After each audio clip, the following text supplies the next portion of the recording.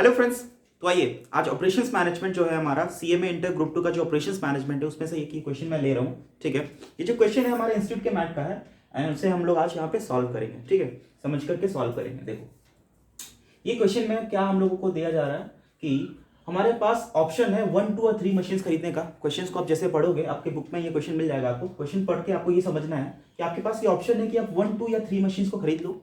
या तो आप एक मशीन खरीदोगे, या तो 2 या तो 3 मशीन खरीदोगे।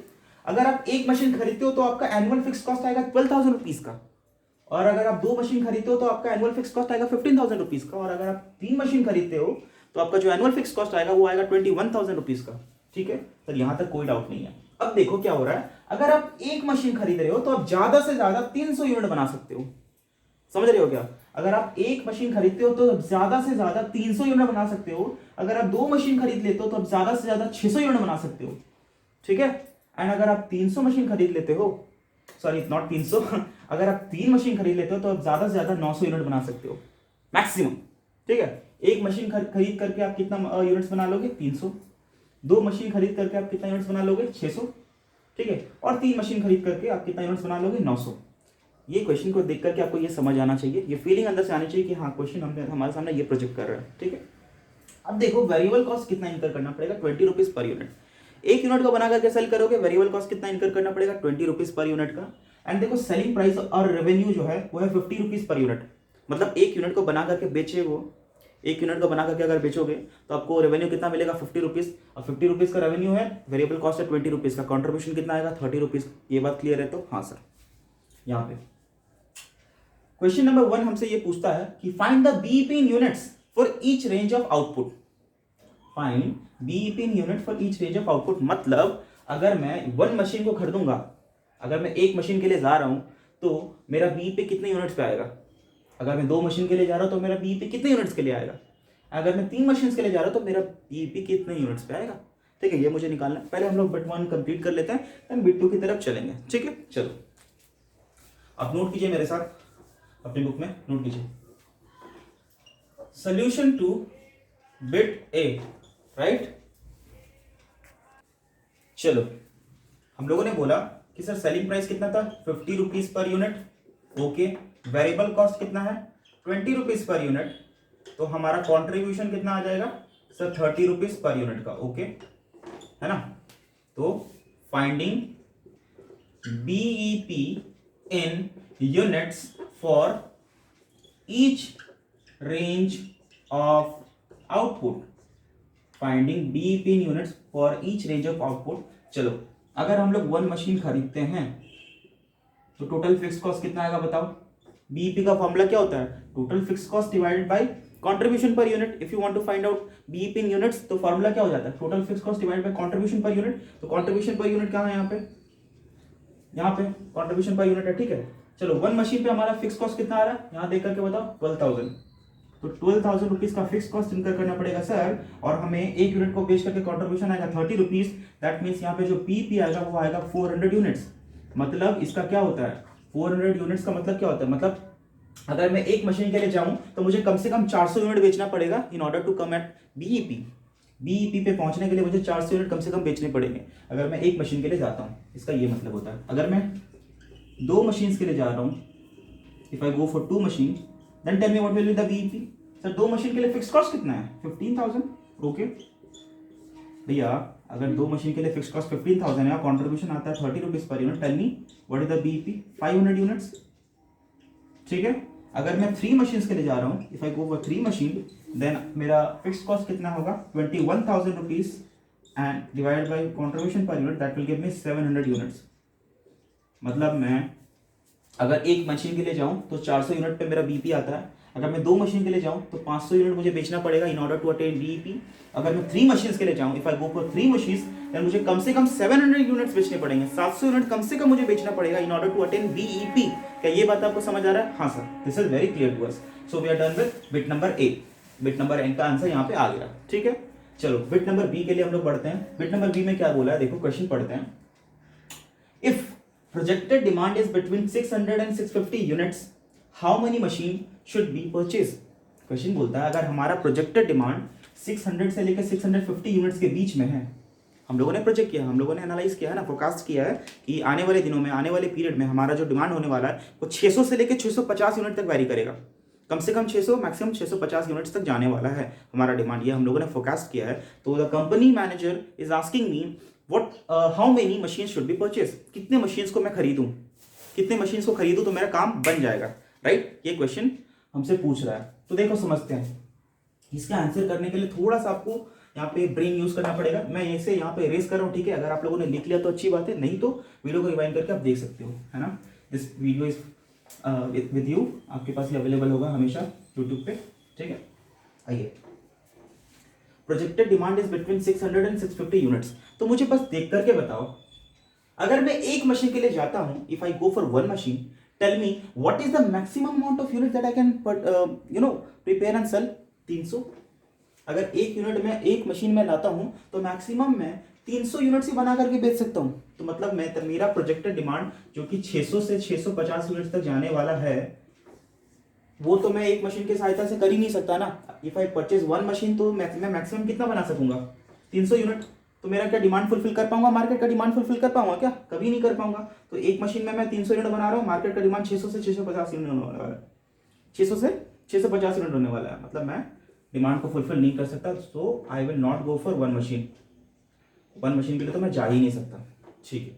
अगर मैं दो मशीन के लिए जा रहा हूं तो मैक्सिमम मैं कितना बना करके सेल कर सकता हूं, 600, ठीक है। अगर मैं दो मशीन के लिए जा रहा हूं तो मैक्सिमम मैं बना करके कितना सेल कर सकता हूं, 600।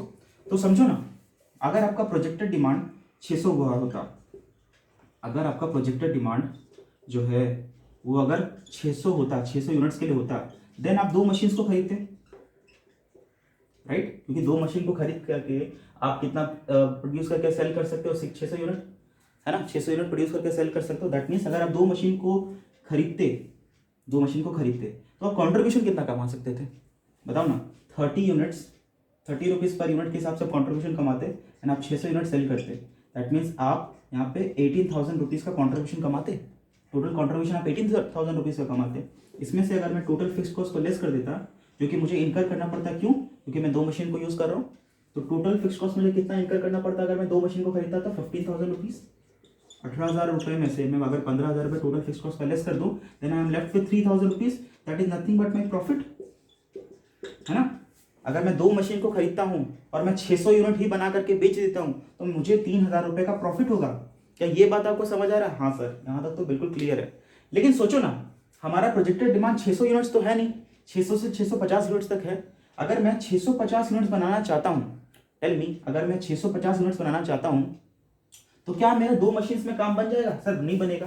क्यों नहीं बनेगा? क्योंकि सर अगर आप दो मशीन्स खरीदते हो तो दो मशीन को खरीद करके आप मैक्सिमम जो यूनिट्स बना सकते हो, मैक्सिमम क्वांटिटी जो प्रोड्यूस करके सेल कर सकते हो, वो होगा 600 यूनिट, मैक्सिमम 600।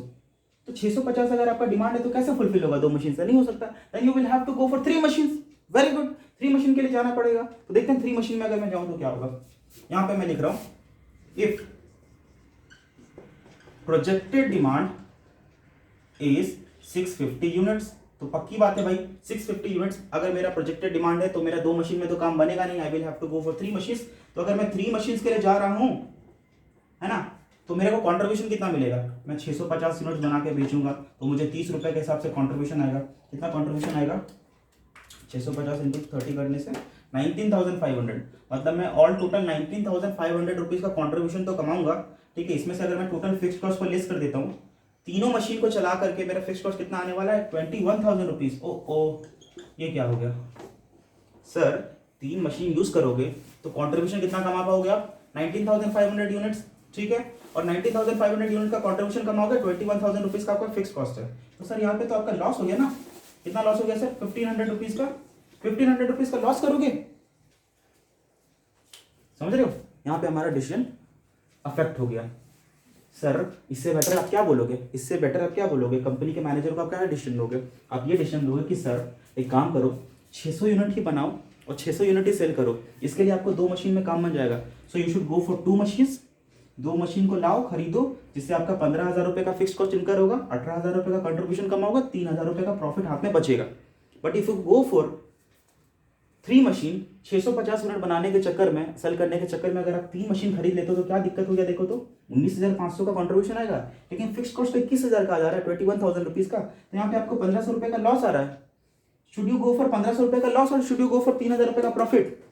सर ऑब्वियसली 3,000 रुपए का प्रॉफिट की तरफ जाएंगे, है ना सर। तो क्या डिसीजन लोगे आप? बोलोगे कि sir you should go for 2 machine and you should produce and sell only 600 units, ठीक है, ये डिसीजन दोगे ना। Sir you should go for 2 machines and you should produce and sell only 600 units and remaining 50 units की अगर जो demand है उसको एक्सेप्ट नहीं करना, do not accept the demand for remaining 50 units, ठीक है। ये आप डिसीजन दे सकते हो अपने मैनेजर को, okay. That will be optimum decision for the organisation. And इसके साथ में ये क्वेश्चन कंप्लीट होता है फ्रेंड्स। आई होप आपको ये क्वेश्चन समझ आया, ठीक है। अगर समझ आया तो इसके बाद एक और क्वेश्चन मैं करवाने वाला हूँ, आप यहाँ पे रहिए, I am bringing new question to you, ठीक है। आइए फ्रेंड्स, मैं और एक इलस्ट्रेशन ले रहा हूँ हमारे मैट का ही, ठीक है। इलस्ट्रेशन नंबर 6 ले रहा हूँ, चैप्टर 2.3 का इलस्ट्रेशन नंबर 6 ले रहा हूँ। अभी जो मैंने क्वेश्चन करवाया ना वो इलस्ट्रेशन नंबर आपका 6 है हमारे इंस्टीट्यूट के मैट का, है ना। चैप्टर 2.3 का इलस्ट्रेशन नंबर 8 मैंने करवाया था, अभी मैं इलस्ट्रेशन नंबर 6 करवा रहा हूँ। बहुत ईजी सा क्वेश्चन है, सिंपल सा क्वेश्चन है, 2 मिनट में हो जाएगा, ठीक है। समझिए मेरे साथ में। क्वेश्चन कहता है steel plant has a designed capacity of 50,000 tons of steel per day. क्या बोला? जो डिजाइंड कैपेसिटी है, डिजाइंड कैपेसिटी को अदरवाइज हम लोग बोलते हैं इंस्टॉल्ड कैपेसिटी, ठीक है। इंस्टॉल्ड कैपेसिटी कितना है? 50,000 tons per day, 50,000 tons of steel per day, ये उसका डिजाइन कैपेसिटी है, ठीक है। But the effective capacity of 40,000 tons of steel per day, effective capacity कितनी है इसकी? इफेक्टिव कैपेसिटी, इसको अदरवाइज आप लोग बोल सकते हो प्रैक्टिकल या अचीवेबल कैपेसिटी, प्रैक्टिकल या अचीवेबल कैपेसिटी कितना है? 40,000 tons of steel per day. And जो आपका एक्चुअल ऑपरेटेड कैपेसिटी है वो है वो आपका 36,000 turns of steel per day. Actual या ऑपरेटेड कैपेसिटी जो है वो है आपका 36,000 turns of steel per day, ठीक है। डिजाइन कैपेसिटी कितना है? 50,000। Design capacity the maximum capacity, installed capacity maximum, सब कुछ छोड़ छाड़ के आप प्रोड्यूस करोगे तो कितना प्रोड्यूस कर लोगे? 50,000 tons of steel per day produce कर लोगे। That is the design capacity. आपका प्लांट इस वे में डिजाइन है कि मैक्सिमम किसी भी पॉइंट ऑफ टाइम में अगर सब कुछ छोड़ छाड़ के आप इसी काम के पीछे लग जाओ तो 50,000 टन्स ऑफ स्टील आप प्रोड्यूस कर सकते हो एक दिन के अंदर में, राइट। सेकेंडली इफेक्टिव या प्रैक्टिकल कैपेसिटी, आपका यूटिलाइजेशन को देखते हुए, है ना, आपकी एफिशिएंसी को देखते हुए आपको क्या पता चल रहा है कि 40,000 tons of steel per day आप लोग प्रोड्यूस कर सकते हो, ठीक है। लेकिन एक्चुअली क्या हो रहा है? 36,000 टन्स ऑफ स्टील प्रोड्यूस करके आप सेल कर रहे हो। Now question is asking you कि compute the efficiency of the plant and its utilisation, ठीक है। Efficiency of the plant and its utilisation, यहां पे हम लोग को निकालना है एफिशिएंसी रेशियो एंड यहां पे निकालना है यूटिलाइजेशन रेशियो, ठीक है। दैट्स वेरी सिंपल, निकल जाएगा efficiency ratio and utilisation ratio. Now tell me one thing, किसी भी ऑर्गेनाइजेशन का या फिर किसी भी यूनिट का, ऑर्गेनाइजेशन का एक यूनिट का आप कैसे बता सकते हो कि वो एफिशिएंट है या नहीं है?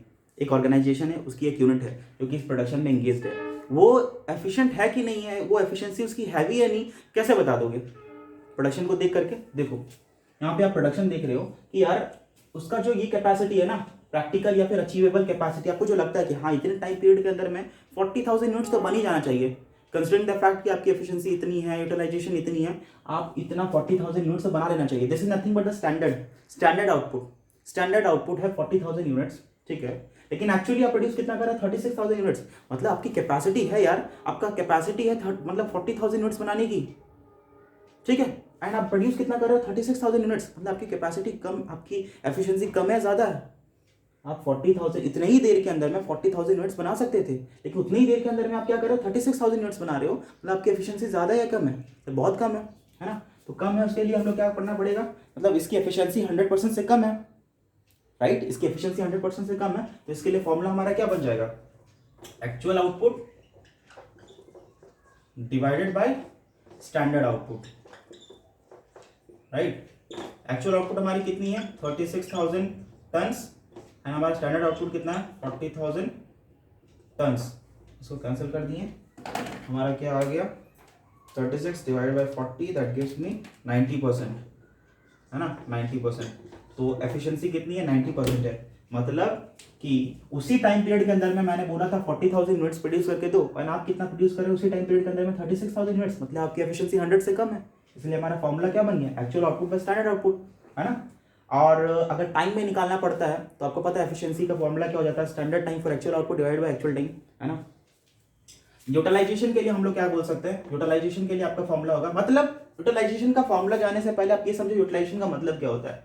मतलब आप एक्चुअली 36,000 यूनिट्स प्रोड्यूस कर रहे हो, ओके, लेकिन आपकी कैपेसिटी कितनी है 50,000 units.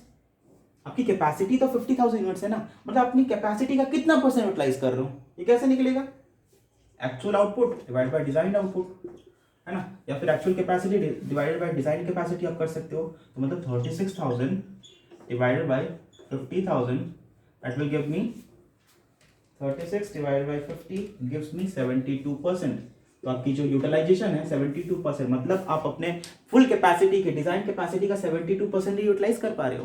This is utilisation ratio, actual output divide by budgeted output बोल लो, या फिर इसको आपको डिजाइन कैपेसिटी बोल लो, इंस्टॉल कैपेसिटी बोल लो, है ना, सब सेम बात है। तो फ्रेंड्स यहाँ पे हम लोगों का एफिशिएंसी रेशियो आ गया, यहाँ पे यूटिलाइजेशन रेशियो भी हमारा आ गया, राइट। ये छोटा सा क्वेश्चन था, ठीक है, हार्डली यहाँ पे अगर 2-3 मार्क के लिए अगर क्वेश्चन पूछते एग्जाम में आ जाए तो आ जाए, ठीक है। लेकिन हाँ, इसका जो एप्लीकेशन होता है क्वेश्चंस के अंदर में बहुत भयानक होता है, आपको ये सीखना चाहिए, समझना चाहिए, ठीक है। ठीक है फ्रेंड्स, आज का वीडियो हम लोग समाप्त करते हैं। होप सो आप लोगों को पसंद आया आज का वीडियो, है ना, समझ आया क्वेश्चंस के अंदर में। इसके बाद भी अगर आपको डाउट होता है तो you can comment down below, मैं उसको सॉल्व करने की कोशिश करूंगा। And you can comment down below कि आपको किस किस चैप्टर के ऊपर में और वीडियोस चाहिए, ठीक है, I try to make one, okay. और चैनल को सब्सक्राइब नहीं किया तो कर लेना, बेल आइकन को हिट कर देना, लाइक करते हुए जाना इफ यू लाइक इट, कि हाँ पसंद आया, समझ आ रही है मेरी बातें, देन लाइक करते हुए जरूर जाना, ठीक है। Thank you so much, bye bye.